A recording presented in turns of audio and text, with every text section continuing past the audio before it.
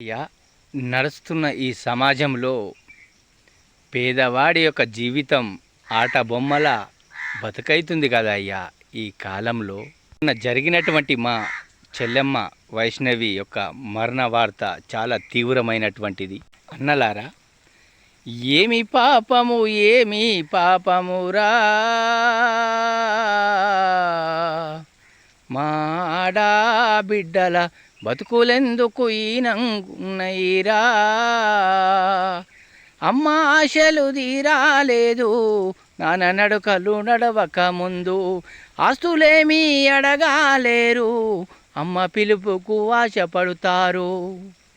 కట్నమంటూ వేధించద్దు, ఆడపిల్లలు కరువైతుండ్లు, పైస కోసము ప్రాణాలు తీస్తారా.